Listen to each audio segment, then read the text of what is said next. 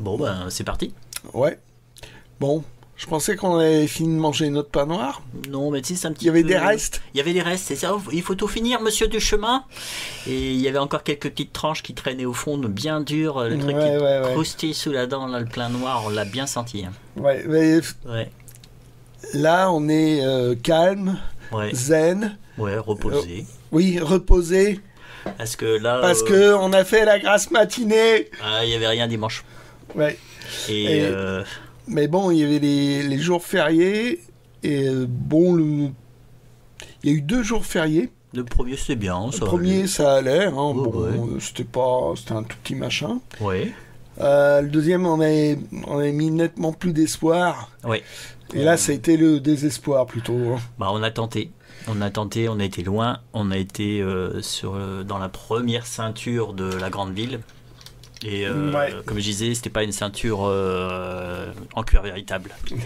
Ceinture en sky. C'était du sky imitation cuir. Bon, là, je vais commencer par le premier. Alors, hop, un CD. Simon and Garfunkel, dernier album. C'est là-dedans qu'il y a Bridge Over Troubled Water, Avec l'accent. français, Voilà, pour ma part. voilà. Voilà, et aussi C'est un The classique. Boxer. The Boxer. Ouais. Mais c'est un chouette album. Mais cette chanson-là, Bridge Over Troubled Water, est une très bonne chanson. Ah oui, elle condamne pas ça, c'est la reprise, ça. Oui, oui, voilà, ça je trouve que ça fait un peu tâche. Oui, un peu, ouais. Mais le reste, c'est que des super morceaux, je trouve. Même la reprise de Bye Bye Love qu'ils ont fait. Mhm. C'est une reprise des Everly Brothers. Ok. Le reste est vraiment... ouais, c'est un très chouette album. Et adieu Garfunkel. Après, il a continué. Donc il faisait un peu tout quand même, c'est Paul Simon. Ah, ok. Voilà. Hop, ça, c'est toi qui me l'as conseillé. Je trouvais ça déjanté. Je le confirme, c'est déjanté. Est-ce que ça t'a plu? Ça m'a plu. C'est déjanté, ça m'a plu, c'est délirant. Totalement déjanté, totalement délirant. Et voilà. Quand vous aimez ce genre de BD, là, le dessin est totalement... un peu, on a l'impression que c'est des grands gamins qui ont dessiné ça, et en fait c'est déjanté. C'est un chevalier qui est sur un cochon, puis voilà. Voilà, son destrier Ouais, a eu un mauvais sort. voilà. Mais l'histoire, ouais, bien délirante. Alors, effectivement, faut pas la rater, hein, parce que déjà, il n'y a pas eu de suite. Ah non, pas du tout. Ça a été soldé, ça même. Ah, ça a été soldé. Ouais, ça a été D'accord. soldé. J'avais acheté à Noz D'accord. il y a quelques années. Il y avait, les éditions Carabas avaient soldé quelques titres et il y avait celui-ci. Donc si vous le voyez à vil prix, ne boudez pas votre plaisir. Ouais. Hop. Alors, un Clifton version publicitaire de chez Fina. Fina. À l'origine, c'est Mashro qui avait créé le personnage. Tout le côté English, personnage Flegmatique. flegmatique, enfin tous les clichés, les chouettes clichés qu'on peut avoir de l'Angleterre, c'était mis dedans, quoi. Et Turc de Groot, par la suite, ils sont plus connus pour Robin Dubois et surtout Bon, pour Léonard. pour Léonard le génie. Et ils en avaient fait une bonne petite série, hein. Ouais, 13 apparemment quand même. Et moi, cette histoire-là, je l'avais lue dans un journal qui n'était pas du tout fait pour ça. Qui avait une page, et j'avais trouvé l'histoire sympathique. Alors bon, c'est de la belgerie dans son plus pur esprit, mais je trouve que ça marche bien. Ah, ok. Voilà, je pense que... Donc toujours l'enquêteur espion, non, plutôt anglais. Il a été espion. Oh, bah, c'est plus un détective qu'autre chose, quoi. Et bon, bah, ça joue sur les clichés de l'anglais. Là, sa femme de ménage, enfin, qui fait aussi la cuisine et tout. En fait, le truc incroyable, c'est qu'elle a gagné un prix de cuisine. Vous vous rendez compte pour un anglais? Et donc, tout le monde veut son autographe. Mais bon, Et il se moque de la cuisine anglaise, quoi. Bah, en fait, c'est la cuisine anglaise qui a mauvaise réputation et il jouait là-dessus. Il joue sur tous les clichés de l'anglais, quoi. Logique. Alors, ça, c'est pour avoir un échantillon. Oui, j'ai rien dit.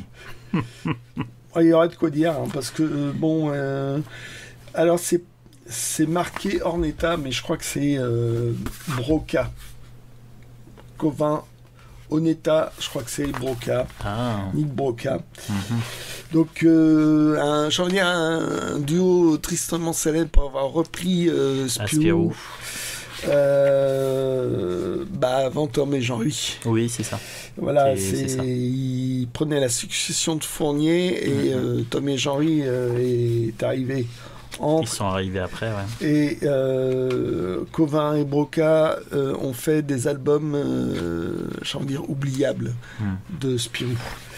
Ouais. Disons que ne commencez pas par cela. Hein. Non. Et donc, il y avait je crois une série de dessins animés. Ils ont essayé de sortir des albums par rapport à ce dessin animé. Voilà. Donc, c'était juste pour en avoir un. Ok. Bon, il y en a eu deux. Ça, c'est toi qui m'as dit, en gros, un conseil, prends. Oh bah, c'est comment? Ah, tu m'as pas laissé le choix, en gros, quoi. Ouais. C'est tu prends. Voilà. Bah, Comanche, c'est une super série de western. Je me suis jamais vraiment lancé dedans. Je sais pas, j'avais essayé il y a très longtemps, puis je sais pas, ça n'avait pas pris chez moi. Là, en même temps, déjà, c'est Herman. Oui. Et c'est vraiment la même époque que Jérémia, Un hiver de clown, qui a été l'album qui m'a sauté à la gueule, en gros. Et là, l'histoire est assez étrange. Je crois que c'est une dernière histoire avec Herman au dessin. Ouais, puis avant que Greg se barre aux États-Unis. Parce qu'il a laissé en plan tout le monde. Greg. Ouais, ça a été mal vécu. Et bon, l'histoire est bizarroïde, mais plutôt originale pour du western. Du western. Donc, merci de m'avoir mis dans les mains. Okay. Alors ça, c'est vraiment pour l'objet. Parce que toi, tu montres, t'as des bouquins, tu les prends pour leur reliure, machin, truc chouette. Et comme t'en parles, ça me donne envie. Et ça, on les a vus. Ouais. C'était la maquette était chouette. La maquette était vachement chouette. Donc il y a son petit coffret. Voilà, un petit coffret. On dirait vraiment, tu sais, les dos de Tintin là. Ah oui. Ouais, je sais pas ce que ça peut être comme matière. Donc là, vous avez. Voilà. Donc là, il y a des décennies maintenant, je l'ai lu celui-là, Notre Vipère de François Mauriac.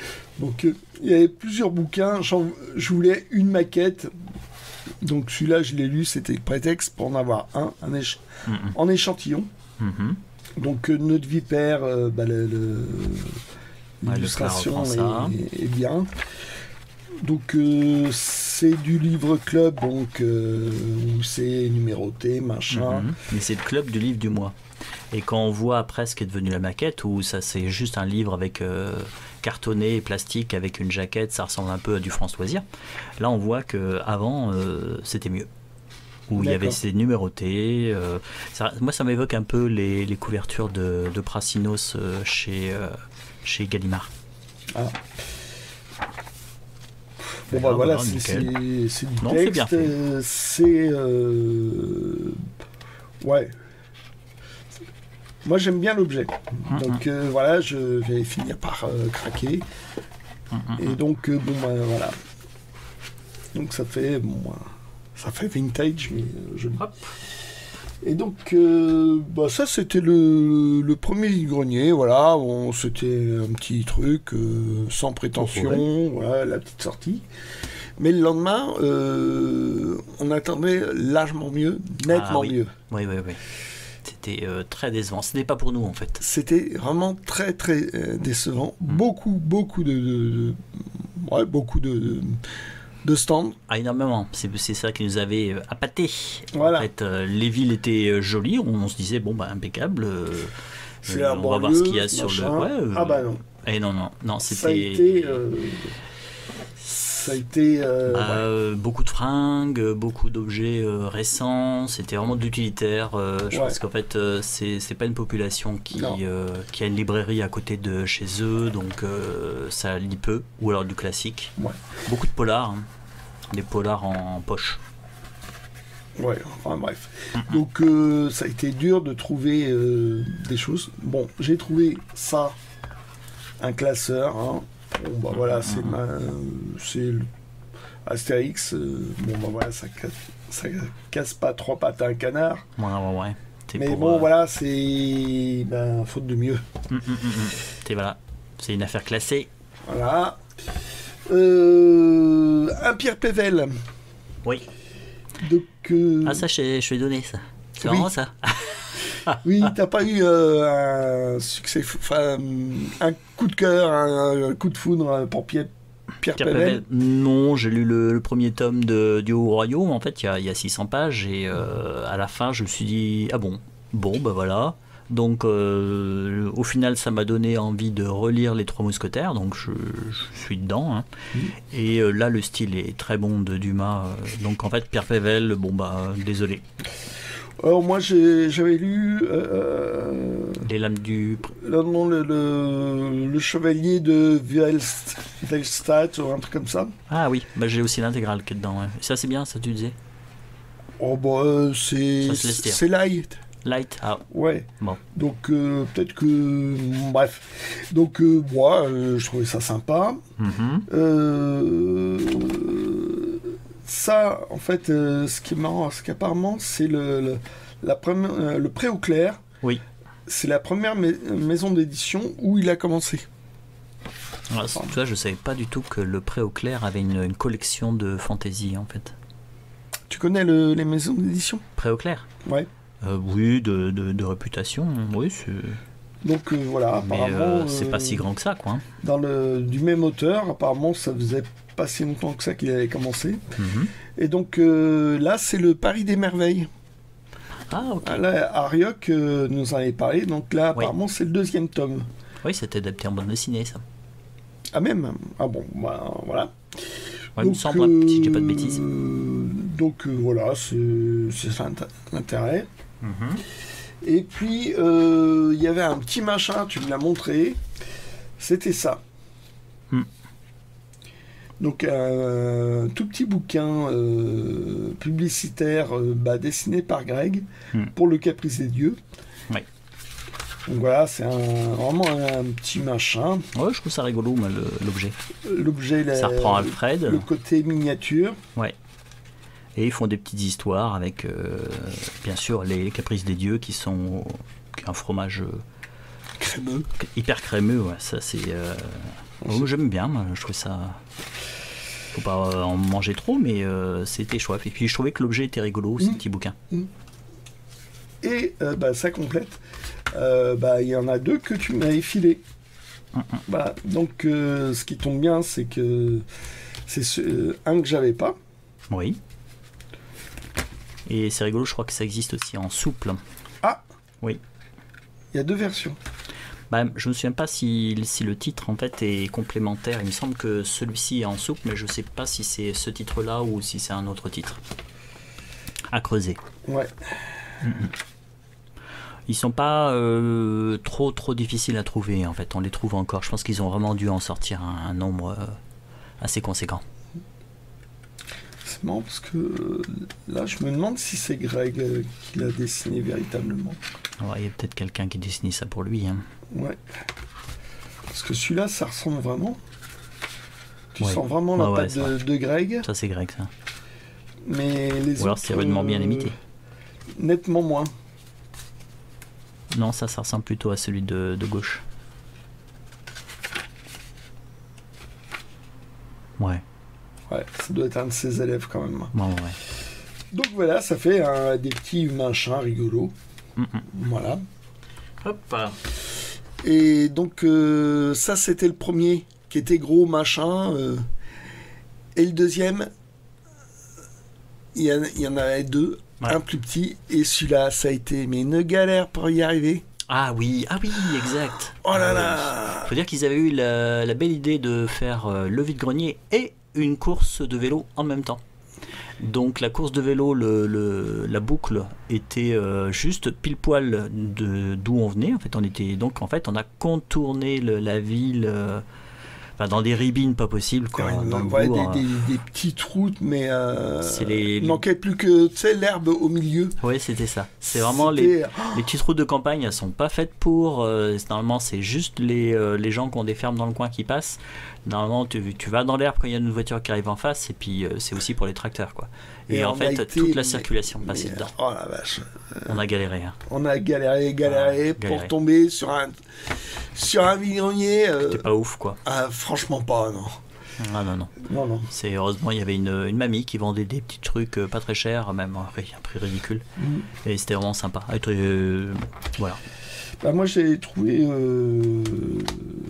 des CD, quoi. Ouais, super cet album. Donc le dernier album d'Alain Bachung. J'ai toujours pas écouté parce que les chansons sont super. J'ai toujours pas écouté le CD, je l'ai déjà entendu ce CD. Je veux tellement écouter les trucs anglais que j'ai plus la place, plus le temps pour les trucs français. Ah ouais. Mais bon, celui-là je pouvais pas passer à côté. Voilà. J'avais eu la version qui était offerte au disquaire de cet album-là, où en fait c'est cette pochette avec une poche d'eau dessus pour faire le côté qui a fini par crever. Ça c'est bon, c'est valo. Donc ça fout un peu la zone, mais sinon l'objet était assez rigolo. Ouais. Bon, celui-ci ça je l'ai repris parce que je l'avais déjà avec une chouette pochette cartonnée avec un petit livret en plus, machin. Sauf que c'était la première version du CD et sur celui-là. Il y a un titre supplémentaire. Il y a un titre en plus, c'est une version 45 tours remixée d'un morceau dedans. Donc j'avais pas cette version remixée. Donc dans celui-là, il y est. Oh, c'est un super album ça aussi. Hein. Ouais. Si vous aimez bien William Scheller, passez pas à côté. Hein. Il y a son truc. Il y a le témoin magnifique, fantasy. Déjà ça commence. Excalibur avec le. C'était Drouillet qui avait fait la vidéo. La vidéo et les costumes. C'était magnifique. Ils avaient sorti la cassette vidéo qui était numérotée, qui était extrêmement chère. D'accord. Qui restait extrêmement chère. J'ai vu ça a toujours été hyper cher. Ouais. Ça me tentait, et puis quand j'ai vu le prix, c'est c'était un pote qui m'avait parlé de ce clip. Donc j'ai essayé de rester devant les clips pour essayer de voir. Mais il n'est pas passé souvent. Il passait pas souvent. Et donc heureusement, grâce à Internet, maintenant, si vous voulez aller le voir, c'est facile. Vous allez il y avait un making of. Ouais. Donc ça, il y avait une espèce de pastille là. Ah. Et donc après c'est c'est une compile. D'accord, c'est une compile. Ah bah zut.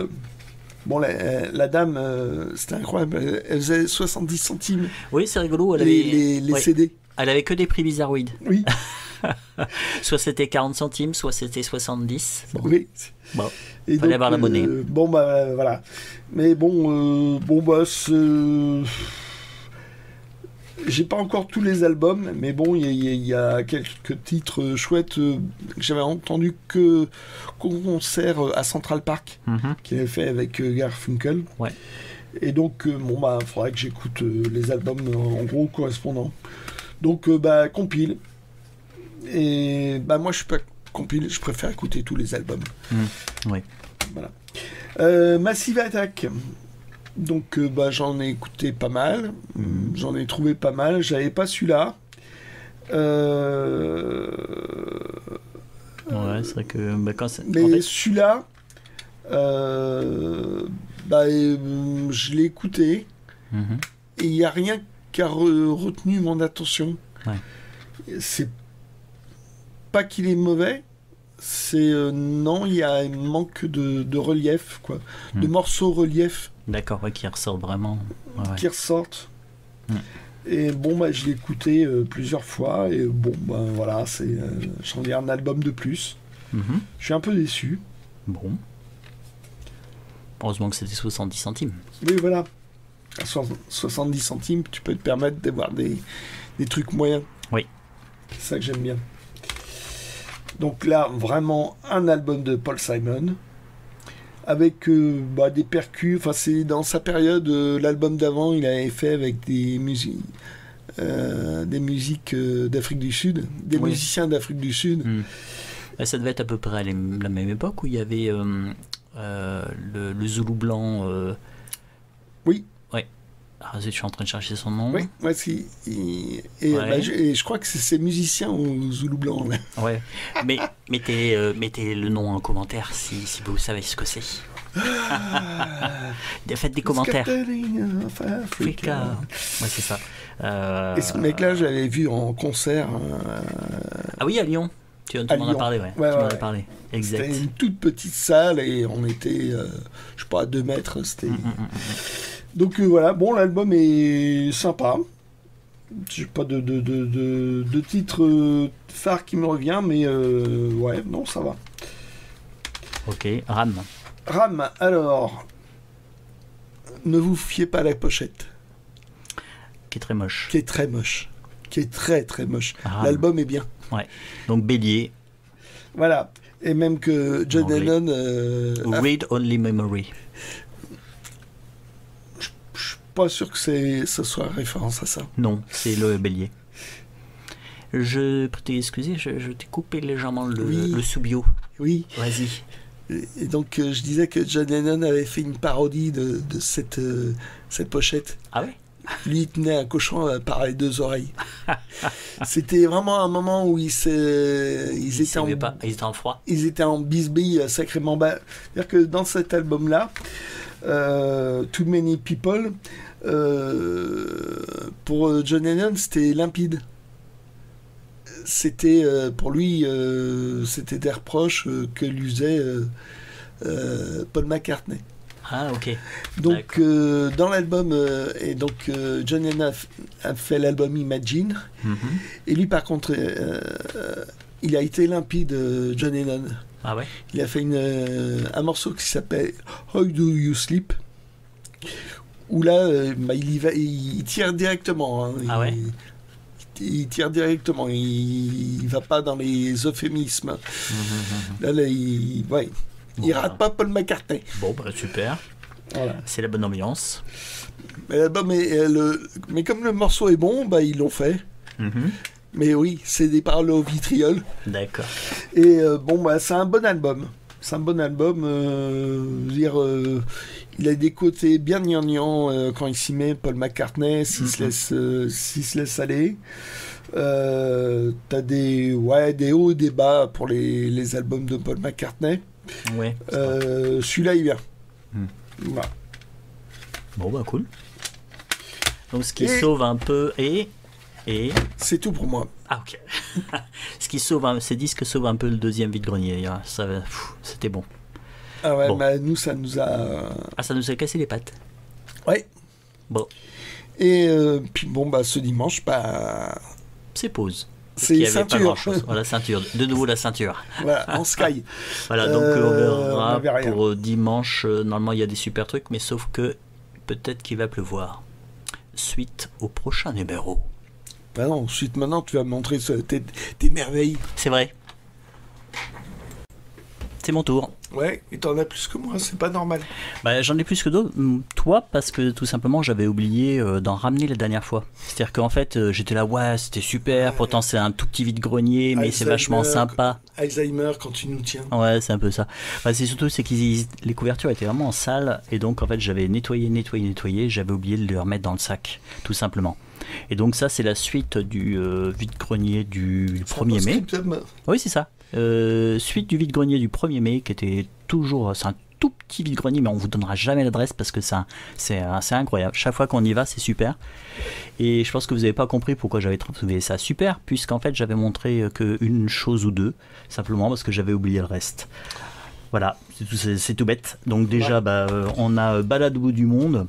J'avais lu ça il y a très très longtemps. Le dessin, j'avais un petit peu de mal parce que vous voyez, c'est les couleurs qui sont très très pâles et l'ambiance est bizarre. 13 années 80. 13 années 80. Mais c'est très curieux. L'histoire est vraiment très curieuse. C'est quelqu'un qui passe de notre monde. Voilà, il y a quelques petits retrousseurs. Il passe de notre monde. On sent qu'il est pas spécialement bien, jouasse. Et il part, il quitte la grande ville. Il va faire des photos dans un marais. Dans un marais, et boum, il se prend. Et bizarrement, voilà. Après, il va se retrouver dans une prison. Et voilà. Il ne sait pas pourquoi. Et donc il y a une ambiance. Et c'est vrai qu'il y a une ambiance. Donc je n'ai pas la suite, mais... Bah, disons que l'histoire principale, c'était en 2 tomes. Ouais. Ils ont fait une prolongation en 4 tomes, qui est pas mal. Qui est pas mal du tout. Ah ouais. Ouais. Les 2 premiers tomes pourraient se suffire à eux-mêmes. Et mais surtout Vicomte, il avait un dessin pas extrêmement abouti. Il y a des erreurs de dessin par moment. Mais bon, si le scénario est valable, le scénario, ça peut entraîner le tout. Le scénario avait fait tout. Oh oui, non, ça a été un blockbuster à son époque. Il a été bien oublié en ce moment.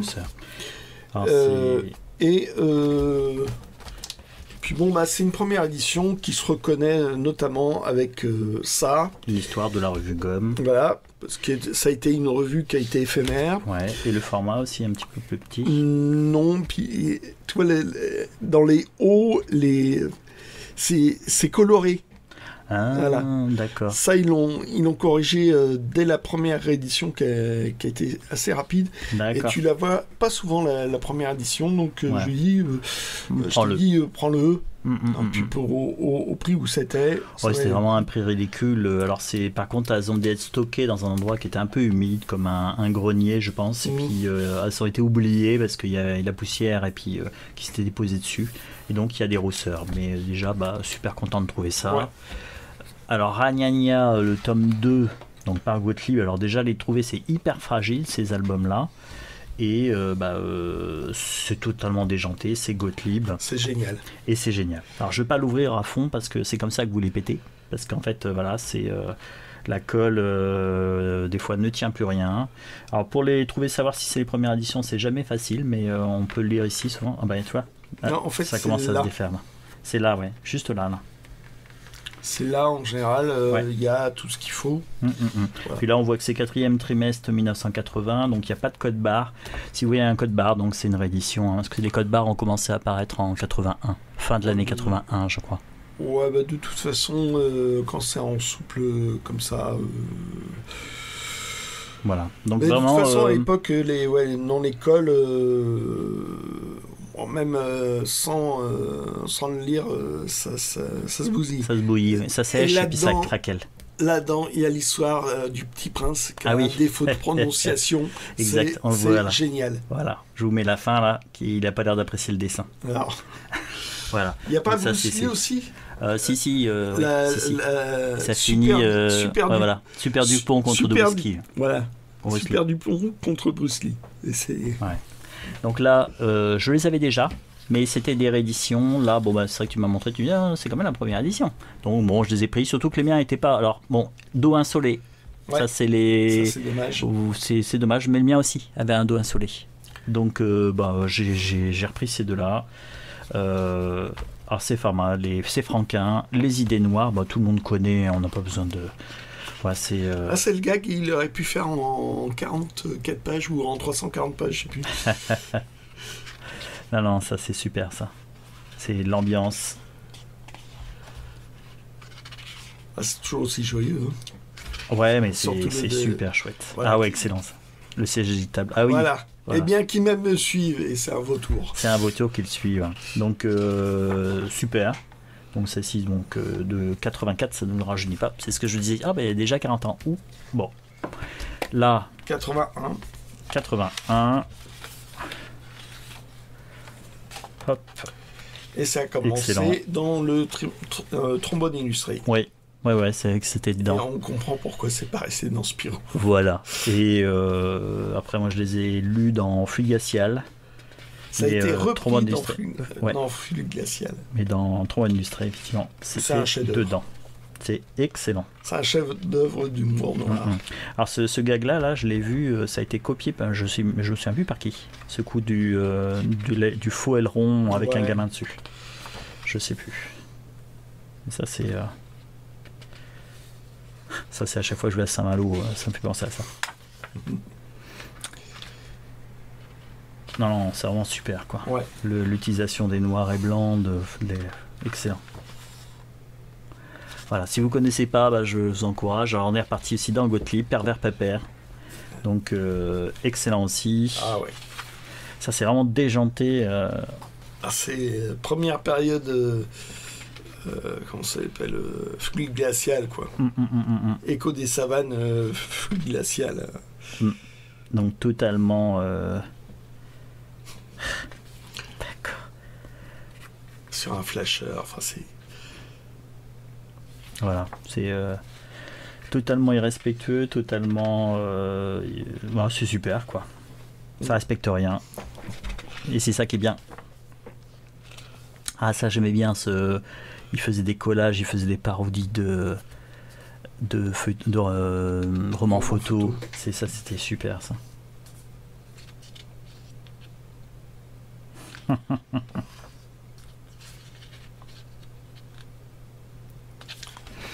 Voilà, donc voilà pourquoi j'ai aimé ce vide-grenier. Alors, donc, là, on était parti sur le vide-grenier qui était sur la côte, qui était bien. Vous verrez après ce que j'ai trouvé sur ceux qui n'étaient pas bien. Donc c'était carrément c'est un peu champagne, un peu là voilà, on retrouvait les 3 premiers albums dans les villages. C'est sympathique. Moi j'aime bien. Alors je crois que toi t'apprécies pas trop.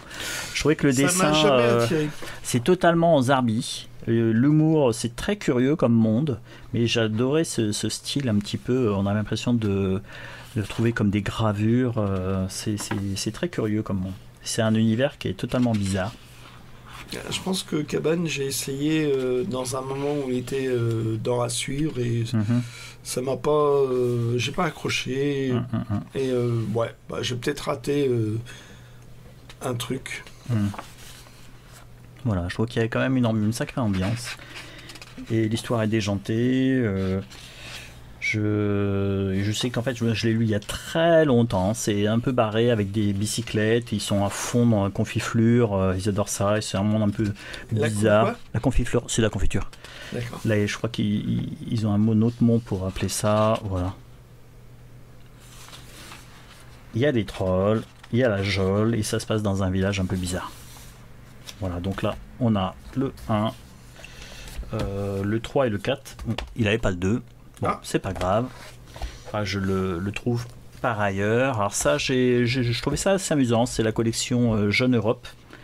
Il a été un peu bouffé là. Il faudra que je recolle ça. C'est Funken Duval. Ça fait vraiment vieille BD à l'ancienne.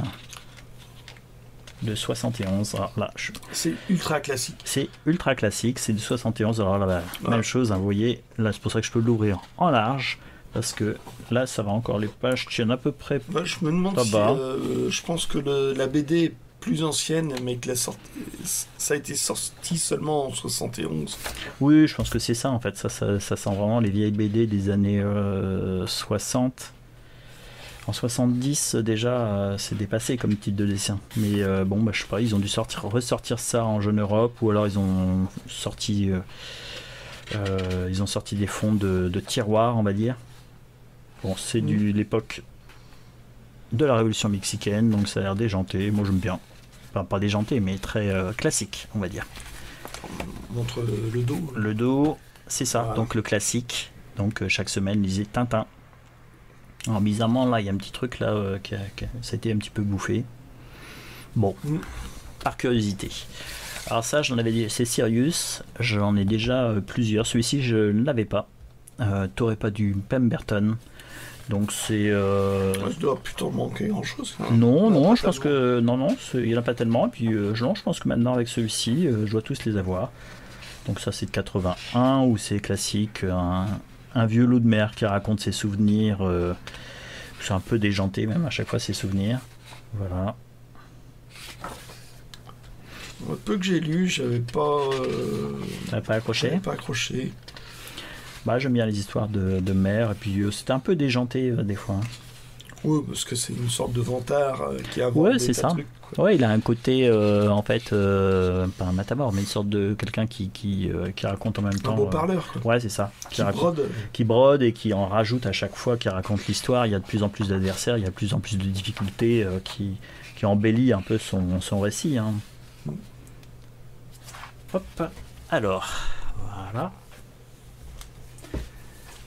Alors c'est là c'est encore toujours dans où ça c'est à peu près correct. Ça c'est toi qui me l'as conseillé, cette série là. Ouais, j'ai en gros je t'ai pas laissé le choix, je t'ai dit prends-le. Oui. Alors, c'est une histoire en 2 parties. En 2 parties, ouais, que je n'ai toujours pas lu encore. C'est Causé. C'est Causé, donc qui. Tu n'y as pas encore lu? Je l'ai pas encore lu. Oh. Et pour te dire, c'est qu'en fait j'avais déjà le tome 2. Ah, j'avais le tome 2, mais j'avais pas trouvé le tome 1. Donc en fait, j'attendais de trouver le tome 1 pour le lire. Et je savais pas que tu avais le tome 2. Oui, moi non plus, je me souvenais plus. Et parce qu'en fait, je l'avais acheté. Et en fait, quand vous vous dites, non, je veux pas lire le tome 2, c'est complètement débile, je vais attendre d'avoir le tome 1. Effectivement, c'est la 2e partie. Voilà. Donc, Causé, il avait fait aussi une série, donc c'était Jonathan. Ouais. Qui était l'histoire d'un. Voilà. Les aventures de Jonathan, où c'est quelqu'un, je crois, qui perd la mémoire, qui se retrouve au Tibet et qui vit. Je pense qu'en fait, c'est à l'époque où il y avait beaucoup de personnes qui partaient au Tibet, qui faisaient le voyage. Lui, je crois que c'est en moto. Et il se retrouve là-bas. J'en ai lu quelques tomes. Je sais qu'à un moment donné, c'est les Chinois qui débarquent au Tibet. Donc, il est entre les résistants tibétains et les Chinois. Il y a toute une ambiance. Là, et là, en fait, c'est un jeune écrivain. Qui a eu un succès pour son premier livre et qui en gros cherche l'inspiration dans les Alpes. Il n'est pas suisse, Causé? Si. Je crois qu'il vit là-bas d'ailleurs. Oui. Et mais il se retrouve dans un tout petit village. Où il sait que son grand frère a vécu là-bas et d'ailleurs il est enterré, j'ai l'impression que j'ai vu ça. En est mort. Voilà. Et donc quelque part il va sur les un peu sur les traces, de son grand frère, et il y a toute une histoire qui se brode.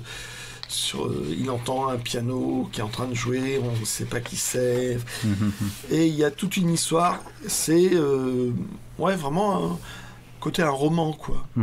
Alors c'est marrant, je trouve qu'il joue beaucoup avec les cases, avec le blanc de la neige. Lui, il sait bien jouer avec les cases. Ouais. Il a un dessin qui m'avait un peu, je sais pas, qui était très personnel. Mais l'histoire est vraiment très très chouette. Donc, il m'a dit que tu l'avais pas lu. Je te dis, faut le prendre. Non, mais celui-là, j'ai pas vu ça. Tu l'as pas montré. Donc même chose, Pancho Libertas, on est encore dans du western, donc le dessin c'est le Ralic, Marie-Jacques au scénario, édition Jacques Glénat, donc je pense qu'en fait c'est encore la période où il rééditait des petites choses un peu oubliées. Des fonds de tiroir, des grandes maisons d'édition. C'était avant qu'il fasse Circus, avant qu'il devienne un gros...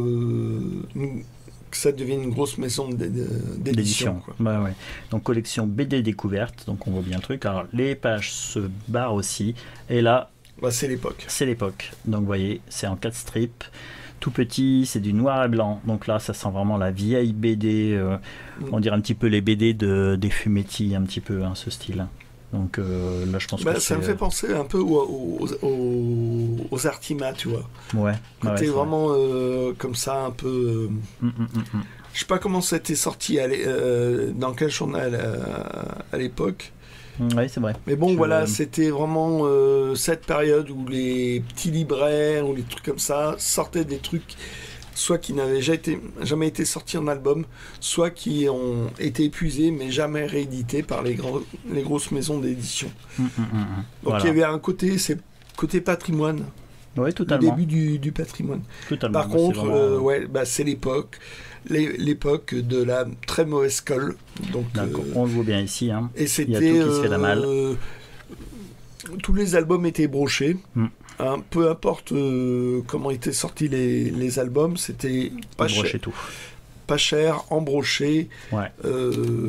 Et c'est après que maintenant le patrimoine, notamment avec Futuropolis, qu'ils ont fait des beaux écrins pour les. Ouais, alors là, soit vous le laissez comme ça en essayant de le lire sans trop que ça s'abîme, soit vous carrément vous appuyez ici avec le pouce, vous grattez pour enlever la colle et vous remettez de la colle plus souple. Il suffit de lire une fois, toutes les pages se défont. C'est ça. Voilà, donc, et vous avez dans la même collection, on retrouve donc Claire Bertéché, ça c'est normal, il y a du Franquin, il y a Greg, là c'est Bébé Cyanure, Tromblon et Boîte à clous avec Godard et Goscinny, Poivet, DMA, donc ça c'était un truc de Pilote qui a été jamais sorti par Pilote. Ouais, c'est Pélos, vraiment des trucs, Mort à la terre. De toutes les époques, là, les croquillards. Non, mais de tous les journaux, quoi. Parce que Yin Yang Yang, ça c'était dans Spirou. Il y en a du journal Tintin, du journal Pilote. C'est tous les trucs qui n'avaient pas été retenus, dont les lecteurs des journaux regrettaient qu'il n'y ait pas un album. Voilà. Et donc, Jacques Glénat l'avait fait. Hop là. Ça a commencé comme ça. Alors ça, je l'ai pris, par curiosité, ça se passe en mer, donc bon là... le dessin, alors c'est curieux, ça fait... on a l'impression que c'est du gras. Peinture. Ouais, ou je pensais aussi à des pastels gras, un peu. Ou peinture. Ah oui. Il y a un côté pastel gras, mais ou peinture, oui, t'as peut-être raison. Parce que cet effet-là, c'est...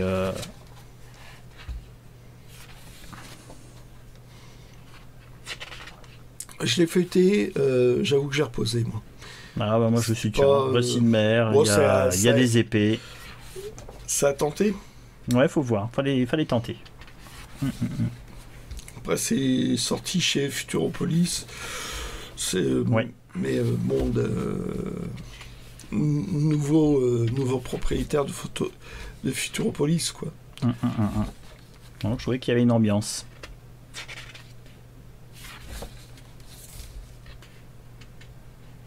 Ouais, c'est curieux. Je sais pas comment il a fait ça.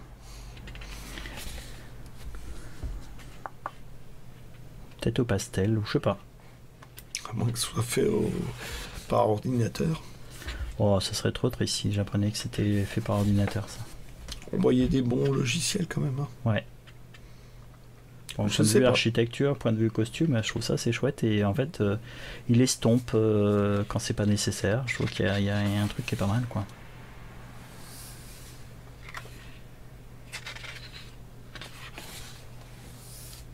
Voilà, donc voilà, j'ai tenté.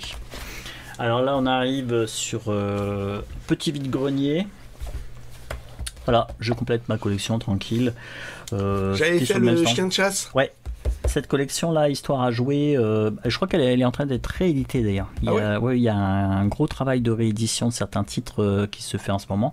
Et cette collection-là, Histoire à jouer, c'est en train d'être rééditée. L'Or du Pharaon, je ne l'avais pas. Donc super. Et puis sur le même stand, il y avait celui-ci, À feu et à sang. Donc là, cette collection-là, vous la connaissez plus. Hein, c'est celle qui était vraiment très connue de chez Gallimard. C'est le livre dont vous êtes le héros. C'est la collection Histoire. Et donc ça se passe en fait au moment où Cromwell prend le pouvoir avec cette tête ronde. J'en ai déjà un petit peu parlé de cette période-là, où en fait il devient Lord protecteur d'Angleterre, donc en 1653. Hop, Charles Ier craigne, il se fait raccourcir, et il va rester une petite vingtaine d'années, si je me souviens bien, au pouvoir, et lui-même se fera dézinguer. Et si je me souviens bien de l'histoire d'Angleterre, c'est Élisabeth qui arrive au pouvoir. Et donc c'est une période assez dure, parce qu'en fait c'est les puritains qui prennent le pouvoir. Donc en fait on ferme les théâtres, on ferme les cabarets, on a juste le droit de chanter à l'église, et en fait tous les instruments sont dégagés. Et donc voilà, qu'est-ce qui se passe. Vous êtes une personne à cette période-là, et donc vous essayez de survivre tout simplement. Donc les places sont en très bon état. Je ne pense pas qu'il ait été joué. Il y a des rousseurs en fait qui sont là, donc on peut les atténuer en les ponçant un peu les petits, la tête, tout ça, en ces trois petites tranches, on peut les poncer un peu. Et après, t'enlèves un tu essuies. Voilà, c'est ça. Donc je ponce, donc j'essuie. Bon, alors, bravo. Celle-là, ça prend de l'odé. Hein. Ouais, voilà. Donc, et celle-là, montre un peu l'intérieur. L'intérieur, donc Histoire à jouer. C'est une maquette différente. C'est légèrement différent. Alors, ils sont même chose. Il faut arriver à les ouvrir sans les bousiller. Ah oui. Donc, ça se passe à des périodes différentes. Donc là, le Grand Mammouth, le Voyage d'Ulysse, Mousquetaire du Roi, L'Or du Pharaon, le manuscrit mystérieux, La Voix du Sabre et les Dracars. Donc à chaque fois, ça se passe à une époque différente. Presse Pocket, donc classique, une petite explication pour vous expliquer comment on joue. Alors celui-ci, il a été joué, on voit que ça a été... la personne avait ses capacités, donc classique, physique, manuel, communication. Ah, c'est original, ça, c'est pas exactement le même. Il s'est pas gratté, je pense qu'il a dû tricher pour le nombre de points de vie. Il s'est mis le maximum, c'est plus simple. Ah, là, il y a des capacités, des talents. Alors. Et par rapport à un Gallimard, ça ressemble beaucoup. Il y a des différences. Bon, il y avait des systèmes des fois un peu différents dans les différents Gallimard, mais bon, c'est à peu près le même principe. De toute façon, c'est le même principe que pour les premiers jeux de rôle. C'était, il y avait une capacité physique, une capacité d'endurance, de force, l'intelligence, sagesse, et puis basta. Alors là, vous avez un petit plan, une introduction à l'histoire, et on commence chapitre 1 avec une petite illustration. Voilà. Ouais, ça on retrouve en fait encore avec les pages là. Si vous n'avez pas de dés, vous pouvez jouer avec ça. Et à la fin du premier chapitre, vous allez en 18. Ouais, donc c'est très similaire à la collection Gallimard. C'est le même principe. Okay. C'est le même principe. Voilà. Donc là, un autre chapitre. Et c'est là que ça se corse. C'est quelle caravane allez-vous accompagner? Celle qui part le 3, allez en 22. Celle qui part le 7, allez en 6. Et là, ça commence à être arborescent. Donc voilà, des petites illustrations à l'intérieur. Bon, ça va, la colle a l'air quand même de résister beaucoup plus que pour les Gallimard. Voilà, là, bien sûr, il y a des crocodiles, c'est en Égypte. Hop, il y a aussi des Égyptiens. Ouais, aussi. Ouais. En Égypte. Normal. Voilà. Une femme qui surgit de derrière la colonne. Sur chaque dalle est inscrit une lettre, donc j'imagine qu'en fait il faut faire un mot pour passer, sinon on est mal. Et là c'est la fin de l'aventure. Voilà, la dalle E, la dalle P, la dalle B, la dalle S. On sent que bon, il n'y a qu'un seul choix qui est bon. Là c'est si vous n'avez pas eu l'info avant, vous n'êtes pas bien, vous avez une chance sur 4. Ok, voilà. Donc un petit peu de vocabulaire. Alors ces histoires-là, je les ai jamais faites. J'étais quand même, j'étais que sur cette série-là. Donc bon, on verra si c'est une bonne histoire. Alors là, ça va être rapide pour la suite. Sur les vides-greniers, j'ai perdu un peu le compte, comme on a fait beaucoup de vides-greniers, mais grosso modo, sur le premier, bah, je crois que j'ai rien pris. Je sais plus. Sur le deuxième, celle où il y avait la course de voiture, j'ai pris, enfin la course de vélo, j'ai pris ceci. Donc c'est le Requiem de Gabriel Fauré. Et en plus, vous avez ensuite Pavane pour une infante défunte de Ravel. Le Pavane pour une infante défunte, c'est le thème est hyper connu. Quand vous l'écoutez, vous dites ah oui, parce que c'est souvent réutilisé pour habiller un documentaire. Oui, oh ça non. C'est une musique de pub. Ça ils vont pas le mettre en musique de pub parce que ça donne un petit coup de blues. Même le Requiem, mais par contre le Requiem de Fauré est magnifique. Donc, je vous encourage à le découvrir. C'est un des plus beaux Requiem que je connaisse. En plus, bon, bah, là, c'est le Philharmonia de l'orchestra, c'est Giuliani en tant que chef. Là, vous avez les voix, là, il y a un chœur. Donc, je connais pas ces versions, mais je ne sais plus quelle version j'ai. Bon, ça n'a pas d'importance, mais en tout cas, si vous connaissez pas cette œuvre, je vous encourage à l'écouter. Même chose pour celle de Ravel. Il n'y a pas que le boléro dans la vie. Hein. Il y a la pavane pour une infante défunte. Non, c'est très très bien. Donc j'ai pris ça. C'était 40 centimes. Non, 70. C'est 70 centimes, c'était ça. Voilà, 70 centimes. Bah, on va pas se priver, on va dire. Oh. Alors, j'étais chez l'ami Pierrot. Et chez l'ami Pierrot, alors j'ai pas trouvé grand chose. Hein. Ça, ça vous devez pas connaître. Si vous n'êtes pas breton, vous connaissez pas. C'est Roland Becker. Oui. Roland Becker, donc c'est un musicien, compositeur, il joue du saxophone, de la clarinette, tout ce qui est flûte à bec, bombarde, il fait plein de choses et c'est vraiment un des grands représentants de la musique bretonne et surtout un grand compositeur. Il y a vraiment une ambiance, il y a quelque chose il y a un souffle dans ses albums et celui-ci donc c'est Monsieur Kerbeck et ses Belouses. Et donc c'est un peu un hommage à tout ce qui était la musique de bretonne dans les années 20-30, dans le music hall breton, ce qu'on appelait le music hall breton. Il a vraiment une ambiance par rapport à ça. La pochette est assez chouette. Et, il y a un CD dedans ? Oui, le CD est là. Ah, d'accord. Est-ce que tu montres le CD, sauf le CD. Il a rien quoi, mais c'est voilà, ça donne ça. L'objet est vachement sympa et la musique est très sympa. Et chaque album a une ambiance différente. Il a fait un album, c'est vraiment, il y a une influence énorme d'un petit peu de musique du monde. On sait pas trop, on serait incapable de dater l'album. Non, c'est vraiment une super ambiance. Si vous trouvez un album, moi, je vous encourage. Ou alors vous allez sur internet, vous vous dites tiens, ça vous verrez si ça vous plaît. Hein.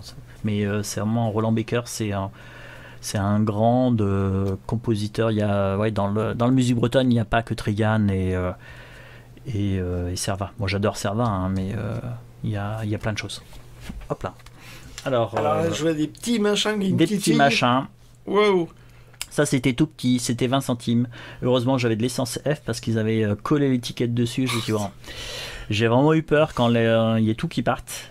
Et en fait c'est tout petit. Et c'est simplement un petit album publicitaire ACFA sur le 3. Il est en super état. Donc je ne me souvenais plus si je l'avais, mais vu l'état, j'ai pris. Je crois que je dois avoir celui-ci là, le 2. Et j'en ai un autre aussi. Ah, c'est pas un doublon. Oh zut. Bah non. Et en fait, c'est ça, c'est un petit album et ça se voit comme ça. Ouais. Et voilà. Et j'étais super content de trouver ça. Voilà, les gags sont repris. ACFA, c'était des pellicules. Oui. Pour photo. Ouais, c'est argentique, quoi. Ouais.